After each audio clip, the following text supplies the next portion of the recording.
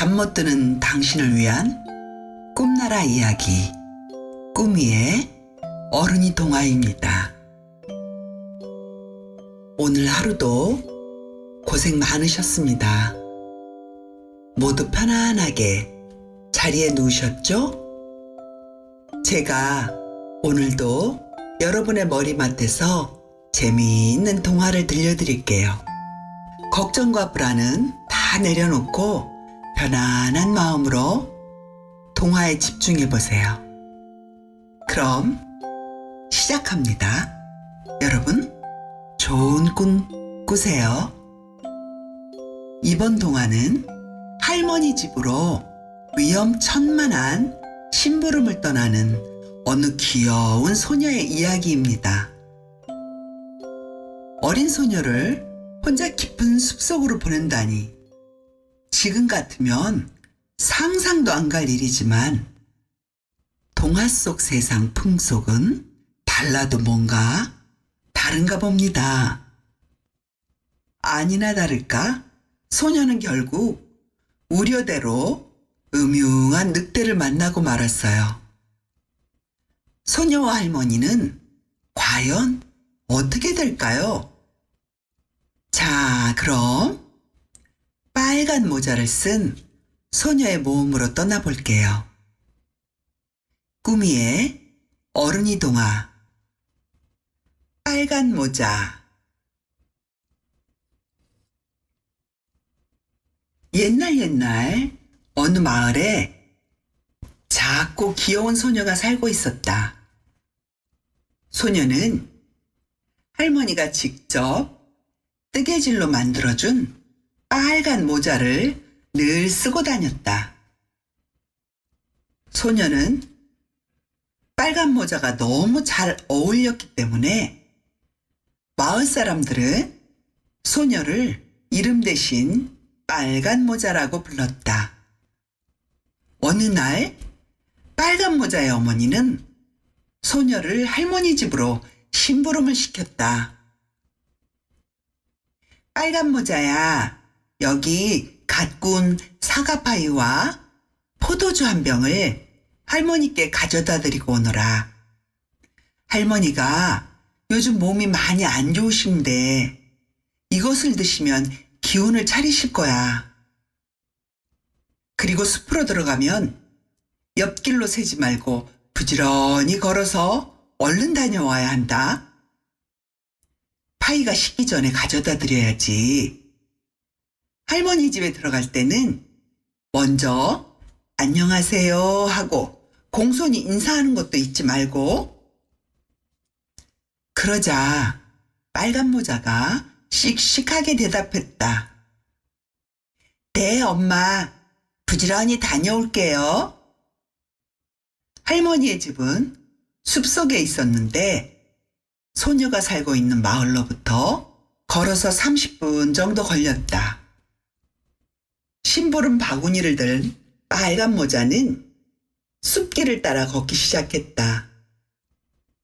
숲속에는 상쾌한 나무 향이 가득했고 여기저기서 아름답게 지저귀는 새소리가 들렸다. 숲길의 흙은 촉촉하고 보드라웠으며 걷기에 아주 좋았다. 심부름 바구니에서 사과파이 향기가 달콤하게 풍겨왔고 포도주병에서 포도주가 찰랑찰랑 거리는 소리가 들렸다. 얼마나 걸었을까? 빨간 모자의 앞길을 갑자기 누군가가 가로막았다. 빨간 모자가 바라보니 그것은 커다랗고 시꺼먼 늙은 늑대였다. 빨간 모자는 아직 어려서 늑대가 얼마나 무섭고 교활한 짐승인지 몰랐기 때문에 늑대를 보고도 놀라지 않았다. 늑대가 음흉하게 웃으며 빨간 모자에게 말을 걸어왔다. 안녕, 빨간 모자야. 모자가 참 예쁘구나. 혼자서 어디를 가고 있니? 빨간 모자는 예쁘다는 칭찬을 듣고 어깨가 으쓱해졌다. 그래서 친절하게 대답해 주었다. 안녕하세요, 늑대 아저씨. 저는 할머니 댁에 심부름을 가고 있어요. 그러자 늑대가 코를 킁킁거리며 침을 꿀꺽 삼키며 말했다. 아주 맛있는 냄새가 나는걸. 바구니 안에는 뭐가 들었니? 그러자 빨간 모자는 순진하게 바구니 안을 구경시켜주며 말했다. 엄마가 만들어주신 사과파이와 포도주예요. 할머니가 몸이 안 좋으셔서 드시고 기운나실 것을 가져가는 길이에요. 늑대가 말했다. 참 착한 아이로구나. 그래, 네 할머니는 어디 사시니? 그러자 빨간 모자가 대답했다. 이 길을 쭉 따라서 걷다 보면 커다란 참나무 세 그루가 나와요. 그 나무들 옆에 있는 작고 예쁜 집이 우리 할머니 집이에요. 늑대는 음흉하게 웃으며 속으로 못된 계략을 꾸몄다. 잠시 후 늑대가 다정한 목소리로 빨간 모자에게 말했다. 그렇구나. 빨간 모자야. 어린 소녀는 숲길이 위험해. 내가 함께 걸어가 줄게. 빨간 모자가 대답했다.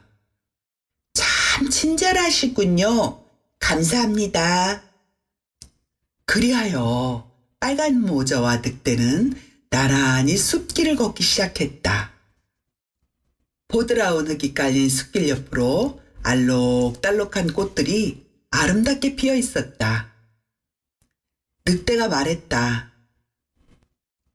빨간 모자야, 저 꽃들을 좀 봐. 꽃들이 참 예쁘게 피었지? 할머니께서 이 꽃들을 본다면 얼마나 행복해 하실까? 그러자 빨간 모자는 꽃다발을 받고 기뻐하실 할머니의 모습이 떠올랐다.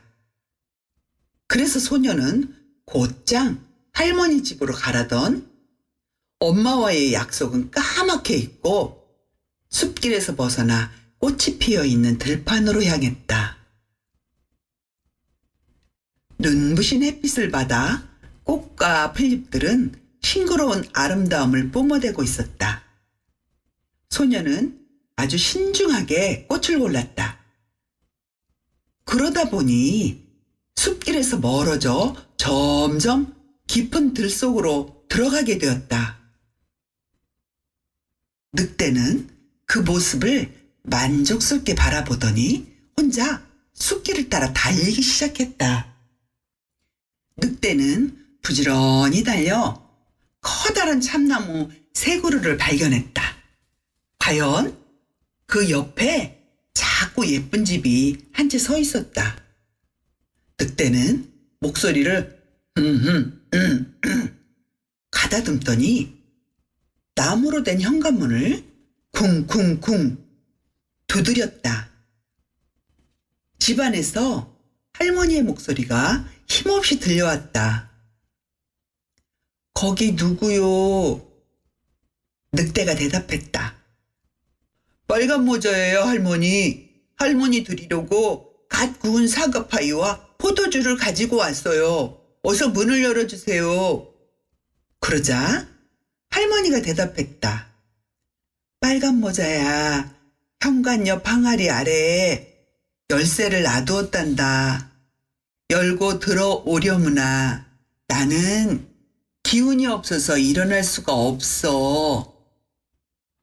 늑대가 현관 오른쪽에 있는 항아리를 살펴보니 정말 바닥에 열쇠가 깔려 있었다. 늑대는 열쇠로 문을 열고 집 안으로 들어갔다. 조그마한 할머니가 침대에 누워있는 것이 보였다. 늑대는 곧장 침대로 달려가 할머니가 알아챌 틈도 없이 한 입에 꿀꺽 할머니를 삼켜버렸다. 늑대가 만족스럽게 배를 퉁퉁 두드리며 말했다.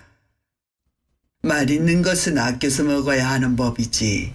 자, 에피타이저로 먼저 할머니를 먹었으니 이제는 빨간 모자를 맛있게 먹을 거야. 늑대는 옷장에서 꺼낸 할머니 옷으로 갈아입고 할머니의 나이트캡을 푹 눌러쓴 후 침대에 누웠다. 그때 빨간 모자는 품속에 아름다운 꽃들을 가득 안은 채 숲길을 걸어오고 있었다. 할머니가 꽃을 보고 좋아하실 모습을 상상하니 빨간 모자의 입가에 미소가 떠올랐다. 한참을 걷자 윷고 커다란 참나무 세 그루가 보였고 그 옆에 있는 작고 예쁜 집이 보였다. 빨간 모자는 현관문 앞에 서서 작은 손을 들어 나무 문을 통통통 두드렸다. 그러자 집안에서 목소리가 들려왔다. 누구세요? 평소 할머니 목소리와는 다르게 매우 끔찍한 소리였다. 빨간 모자가 대답했다. 할머니, 저예요. 빨간 모자예요. 맛있는 사과파이와 포도주를 가져왔어요. 그러자 늑대가 대답했다. 문이 열려 있으니 들어오렴.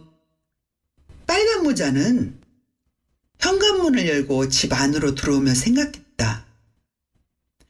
이상하다.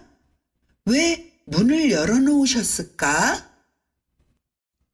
집안은 온통 어두컴컴한 상태였다. 늑대가 커튼을 잔뜩 쳐놓았기 때문이었다. 빨간 모자는 할머니가 누워 계신 침대로 향했다. 어두워서 잘 보이진 않았지만 할머니가 평소보다 훨씬 더 커진 것 같았다. 빨간 모자가 물었다. 할머니, 귀가 왜 이렇게 커졌어요? 그러자 늑대가 대답했다. 귀가 커야 우리 빨간 모자의 말소리를 더 잘 들을 수 있지. 빨간 모자가 이불 위에 가지런히 모으고 있는 늑대의 커다란 앞발을 보고 물었다. 할머니, 손은 왜 이렇게 커졌어요? 그러자 늑대가 대답했다. 손이 커야 우리 빨간 모자를 더 잘 잡을 수 있지. 빨간 모자는 늑대의 얼굴을 바라보았다. 커다랗게 찢어진 입가 사이로 어둠 속에서도 하얗게 빛나는 이빨이 보였다. 할머니, 입은 또 왜 이렇게 커졌어요? 그러자 늑대가 날카로운 이를 환하게 드러내며 대답했다. 입이 커야 널 한 입에 잡아먹을 수가 있지. 늑대는 침대에서 벌떡 일어나 순식간에 빨간 모자를 꿀꺽 삼켜버렸다. 빨간 모자는 무슨 영문인지 알아챌 틈도 없이 늑대에게 먹혀버렸다. 늑대는 할머니와 빨간 모자를 삼켜 배가 잔뜩 불렀고 곧 잠이 쏟아지기 시작했다. 다시금 침대에 벌렁 누운 늑대는 이내 요란하게 코를 골며 잠이 들었다.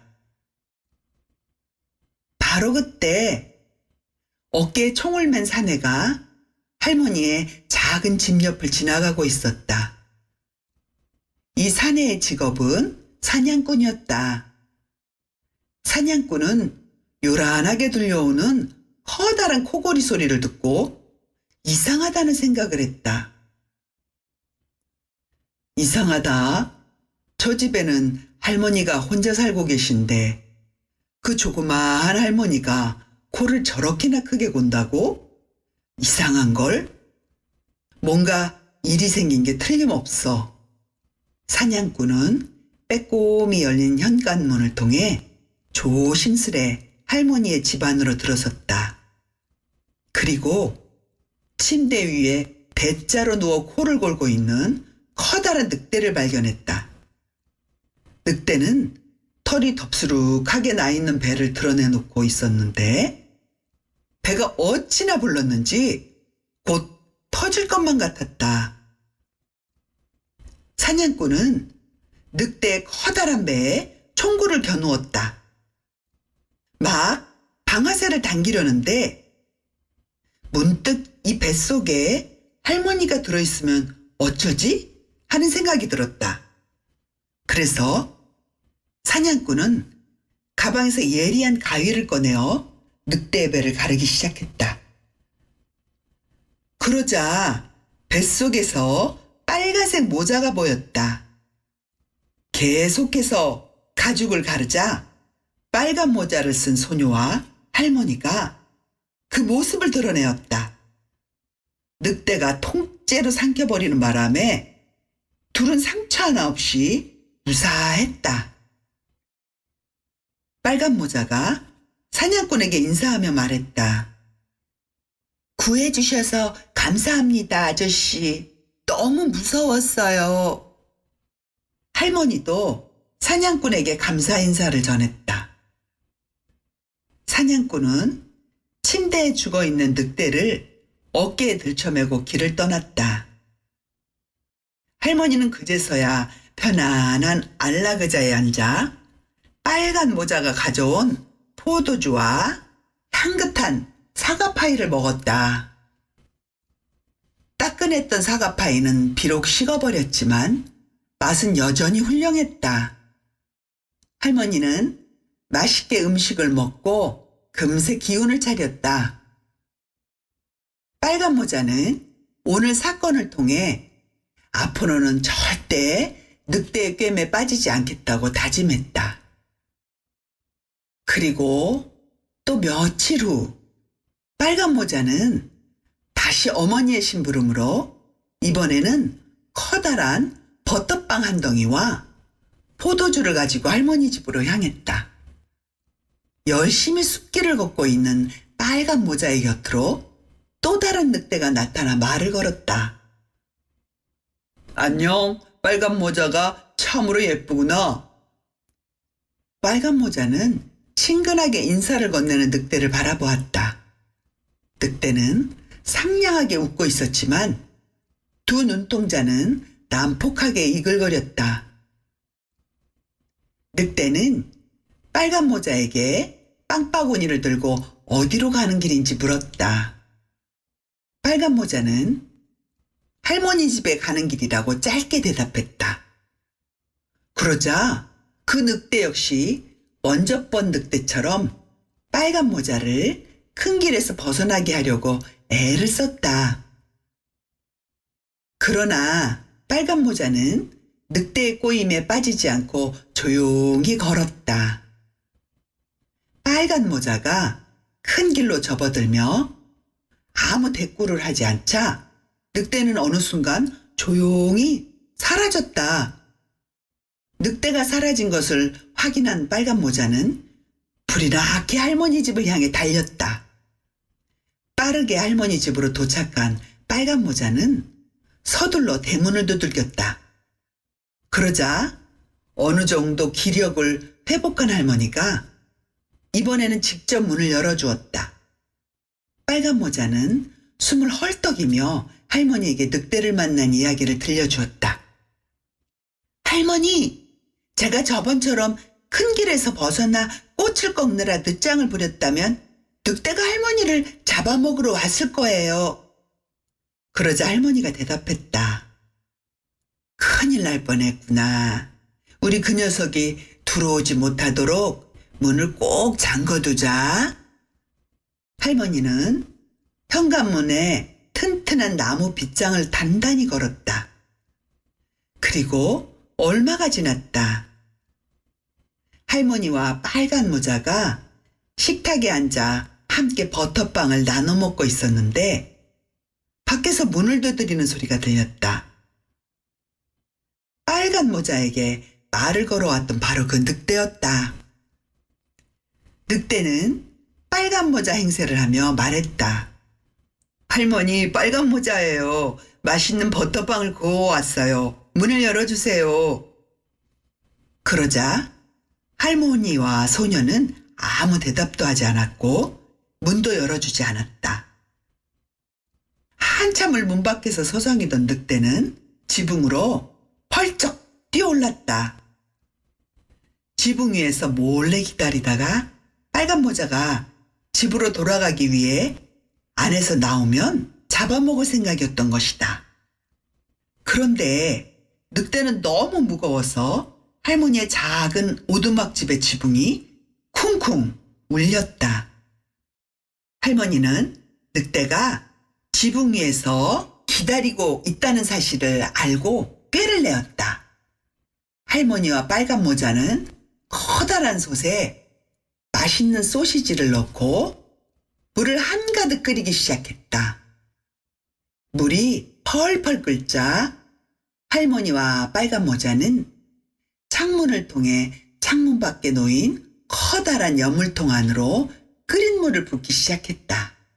이윽고 커다란 연물통에 소시지 끓인 물이 한가득 채워졌다.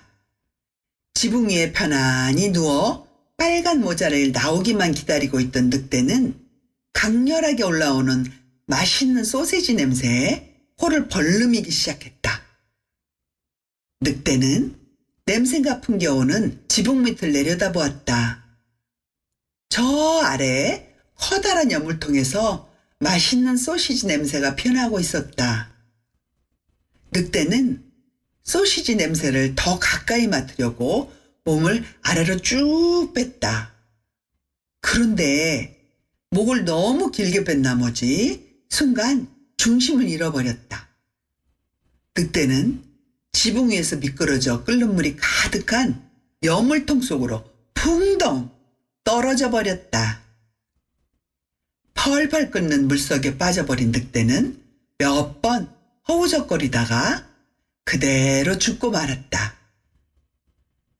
늑대가 죽은 것을 확인한 빨간 모자와 할머니는 안도의 한숨을 내쉬었다. 빨간 모자는 집 밖으로 나와 이웃집에 사는 사냥꾼 아저씨를 불러왔다. 죽은 늑대를 발견한 사냥꾼 아저씨는 할머니와 빨간 모자의 지혜와 용기를 칭찬했다. 그러면서 이 숲에 사는 2마리의 늑대가 모두 죽었으니 이제는 안심해도 좋다고 이야기해 주었다. 빨간 모자는 기쁜 마음으로 할머니를 꼭 껴안아드리고 작별 인사 후에 집으로 돌아갔다. 이제 이 아름다운 숲길은 안전할 것이다. 그래도 빨간 모자는 이날의 교훈을 가슴에 새겼고 그 후로 다시는 샛길로 빠지지 않았다.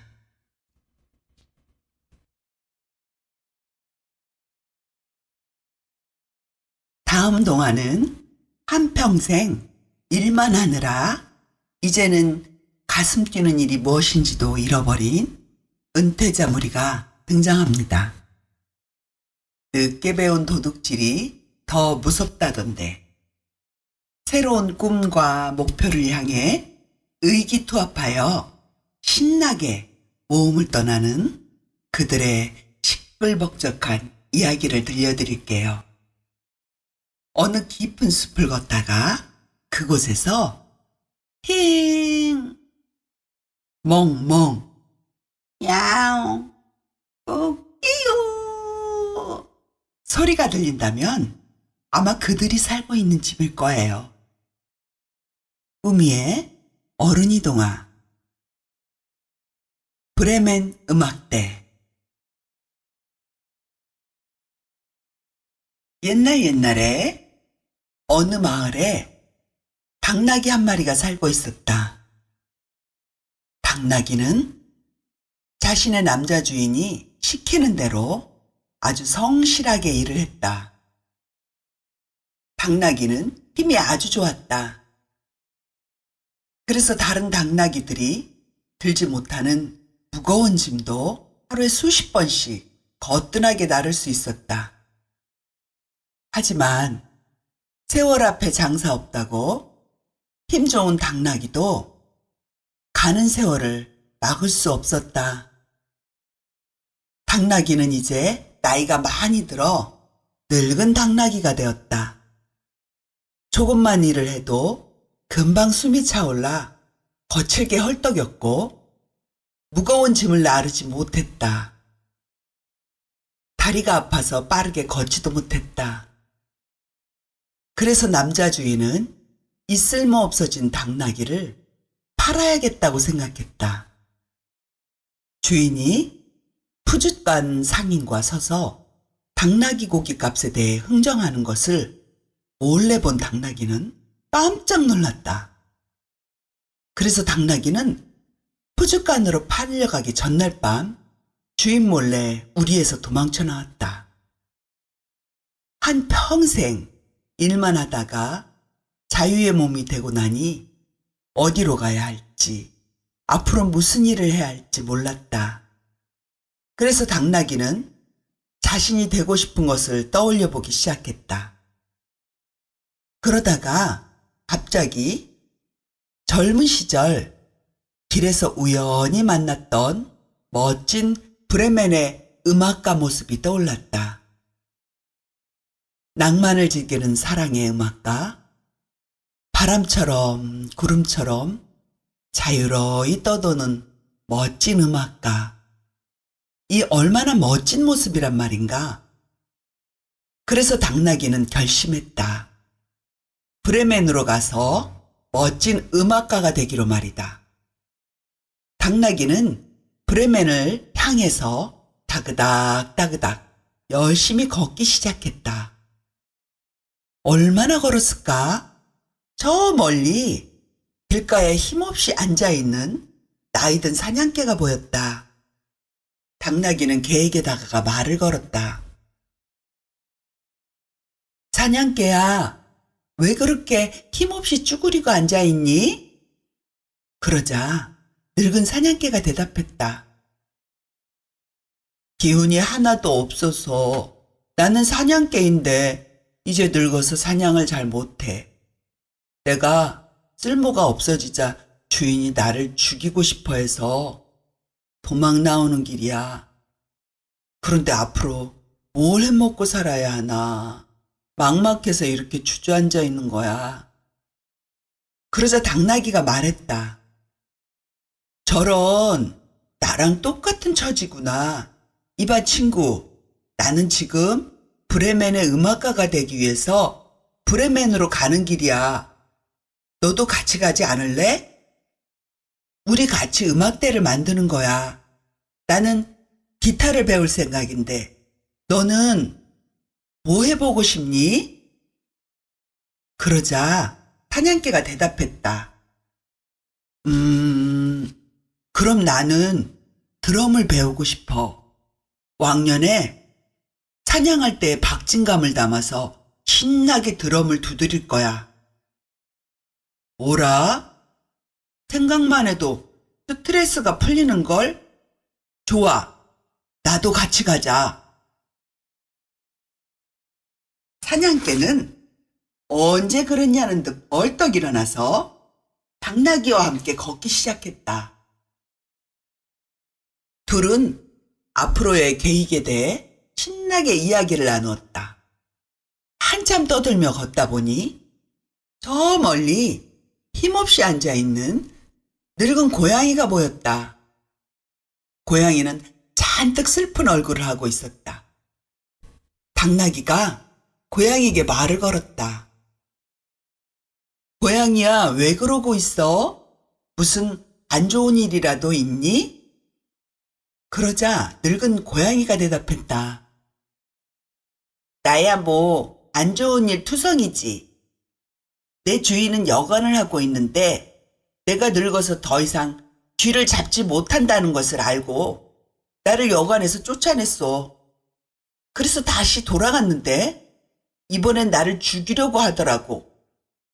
그래서 도망 나오는 길이야. 나는 평생 쥐 잡는 일만 하고 살았는데 앞으로는 뭘 하고 살아야 할지 도무지 모르겠어. 그러자 당나귀가 말했다. 너도 우리와 같은 처지구나. 이봐 친구, 우리랑 같이 브레멘으로 가지 않을래? 우리는 브레멘의 음악가가 될 거야. 너는 여관의 고향이라면 밤의 세레나데를 많이 알고 있겠구나.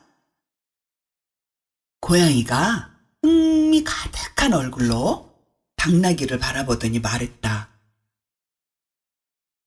그럼 여관 고양이로 지낸 세월이 얼만데? 가히 세레나데의 여왕이라 불러도 좋아.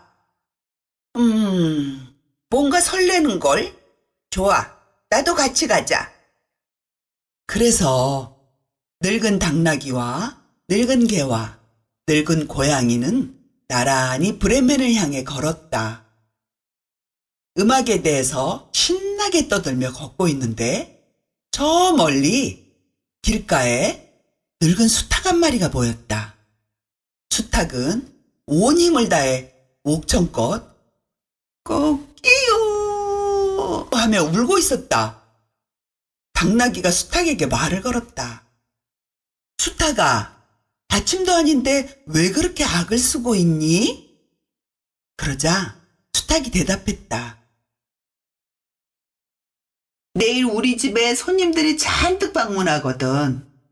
내 주인은 젊은 수탉 때문에 필요 없어진 나를 잡아서 닭고기 수프로 만들기로 결정했어. 그래서 나는 내일이 오기 전까지 실컷 울어두려는 거야. 그러니까 닭고기 수프가 되기 전까지 말이지. 그러자 당나귀가 말했다. 이봐 친구, 자네는 머리가 어떻게 된 거 아니야? 그렇게 가만히 앉아서 죽음을 기다린다는 게 말이 된다고 생각해? 우리와 함께 가자. 우리는 브레멘으로 가서 음악가가 될 거야. 너는 커다란 목청을 가지고 있으니 노래를 부르면 되겠어. 그러자 수탉은 앞으로 계속해서 노래를 부를 생각에 몹시 신이 났다. 그래서 흔쾌히 그들 무리에 합류했다. 늙은 당나귀와 늙은 개와 늙은 고양이와 늙은 수탉은 브레멘으로 가는 여행길에 올랐다. 얼마나 걸었을까? 어느덧 해가 어둑어둑 내려앉더니 깜깜한 밤이 찾아왔다. 그들은 숲속에서 하룻밤 자고 가기로 결정했다. 당나귀와 개는 나무 밑에 엎드렸고 고양이와 수탉은 나뭇가지 위에 올라갔다. 그런데 이 네 마리의 집 가축들은 늘 인간과 함께 생활해 오다가 난생 처음 야생의 숲에서 잠을 자려니 너무나 불편스러웠다. 한참을 잠들지 못하고 이리 뒤척 저리 뒤척이고 있는데 수탉이 정적을 깨고 말을 했다. 이봐 친구들, 저기 멀리서 반짝이는 불빛이 보여. 인간들의 집이 있는 게 틀림없어. 이곳은 하룻밤 지내기에 몹시 불편하지 않은가? 우리 저 집으로 가서 하룻밤 묵고 가자고. 집이라는 소리를 들은 개는 귀가 쫑긋해졌다. 인간의 집 주변에는 언제나 맛 좋은 뼈다귀가 있는 법이었다. 개는 뼈다귀를 뜯을 생각에 입에서 군침이 흘렀다. 그래서 수탉의 말에 강하게 동의했다. 그래, 그거 좋은 생각이군 그래. 좋아, 어서 집으로 가보자. 물론 내가 뼈다귀 때문에 이러는 건 아니니까 오해는 하지 말고.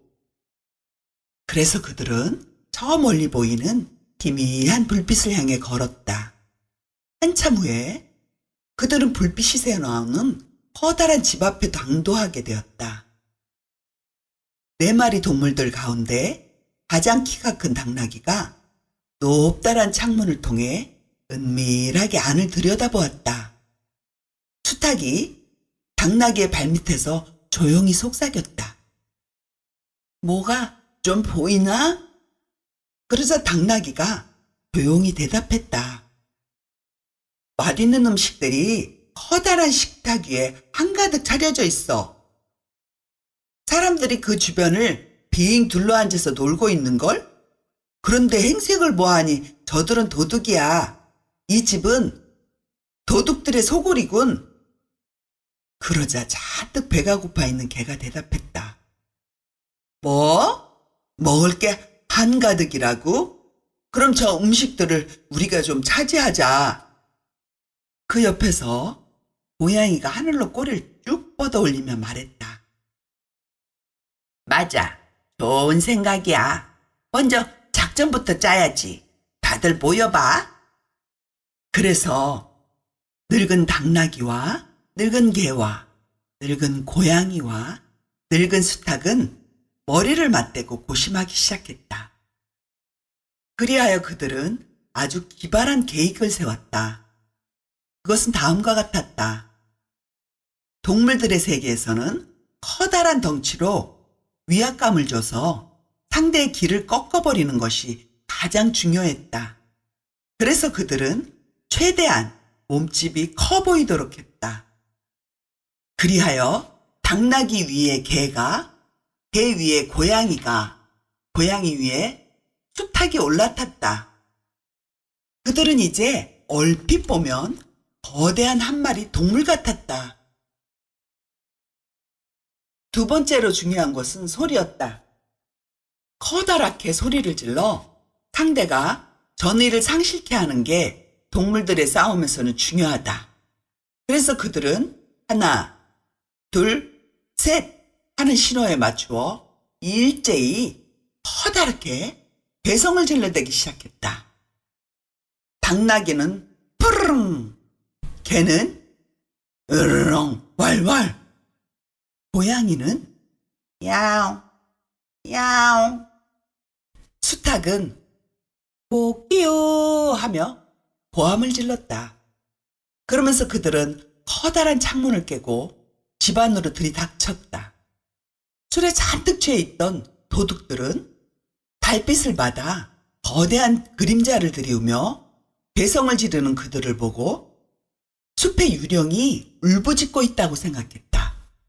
도둑들은 비명을 지르며 손에 쥐고 있던 음식과 술들을 내팽개치고 걸음아 나 살려라 집 밖으로 도망쳐버렸다. 도둑들이 모두 떠나자 집을 차지한 네 마리 동물들은 작전 성공을 자축했다. 그래서 한참 동안 계속해서 승리의 노래를 불렀다. 노래를 다 부르고 난 후 그들은 풍성한 식탁에 둘러앉아 도둑들이 남기고 간 맛있는 음식들을 먹기 시작했다. 태어난 이후로 그날처럼 맛있는 음식을 배 터지게 먹어본 적이 없었다. 동물들은 멋진 식사를 마친 후 집안의 불을 모두 끄고 각자 포근하게 잠자리를 정했다. 당나귀는 마당의 보드러운 거름더미 위에, 개는 현관문 뒤에, 고양이는 난로 옆에, 수탉은 지붕 위에 각각 자리를 잡고 꿈나라로 떠났다. 그렇게 자정이 지날 쯤 숲속에서 모여 벌벌 떨고 있던 도둑들은 더 이상 아무 소리가 들리지 않는다는 것을 알아차렸다. 도둑두목은 가장 용감하고 날쌘 도둑을 시켜 집의 상태를 살피고 오라고 명령했다. 부하도둑은 네 마리의 동물들이 잠을 자고 있는 집으로 조용히 들어갔다. 그런데 집안은 불이 다 꺼져 있어 너무 껌껌했다. 아무것도 보이지 않아서 도둑은 들고 온 나뭇가지에 불을 붙이고 싶었다. 그때 그의 눈에 노랗게 불타는 석탄이 보였다. 도둑은 가지에 불을 붙이려고 석탄으로 다가갔다. 그런데 그것은 석탄이 아니라 잠에서 깨 도둑을 노려보고 있던 고양이의 노란 눈이었다. 도둑이 가까이 다가오자 고양이는 날카로운 발톱으로 그의 얼굴을 후려갈겼다. 갑작스레 공격을 당한 도둑은 얼굴을 감싸쥐고 비명을 지르며 문을 열고 도망쳤다. 바로 그때 문 뒤에서 잠을 자고 있던 개가 으르렁거리며 도둑의 발목을 세게 물었다. 발목을 물린 도둑이 경중대며 마당을 가로질러 도망치자 그곳에 있던 당나귀가 깃발로 그의 엉덩이를 뻥 걷어차버렸다. 도둑은 그대로 마당에 철푸덕 쓰러져 버렸다. 지붕 위에서 그 모습을 지켜보던 수탉이 날개를 크게 펼치며 꼬끼요 하며 괴성을 질러댔다. 도둑은 지붕 위에 수탉을 발견하고 혼비백산하며 도망쳤다. 도둑은 간신히 무리로 돌아가 그가 보았던 것들을 보고했다. 두모, 그 집은 이제 악마들의 소굴이 되었어요. 집 앞에 들어갔더니 무시무시한 늙은 마녀가 칼날 같은 손톱으로 얼굴을 핥혔어요. 제가 문을 통해 도망 나오자 문 앞을 지키고 있던 지옥의 케르베로스가 다리를 물어 뜯었어요. 다시 마당으로 도망치는데 이번엔 커다란 괴물이 거대한 몽둥이로 저를 후려치지 뭐예요? 그 모습을 지켜보던 지옥의 악마가 지붕 위에서 새까만 날개를 펼치더니 저놈을 당장 잡아와 하고 고래고래 소리를 질렀어요. 제가 우리들 중에 달리기가 빨랐기에 망정이지 붙잡혀서 그대로 지옥으로 끌려갈 뻔했다니까요. 그 이야기를 들은 도둑두목과 나머지 도둑들은 두려움으로 몸서리를 쳤다. 그래서 그들은 다시는 그 집 근처에 얼씬도 하지 않았다. 이제 도둑들의 은밀한 숲속 은신처는 4마리의 동물들의 차지가 되었다. 4마리의 브레멘 음악가 지망생들은 아무도 찾지 않는 안락한 집에서의 생활이 몹시 마음에 들었다. 그래서 브레멘으로 출발하기 전까지 그 집에서 잠시 머물며 쉬어가기로 결정했다. 그러니까 그게 언제냐 하면 벌써 몇 해 전 이야기라나? 혹 아직도 그 집에서 그들이 살고 있지 않을까?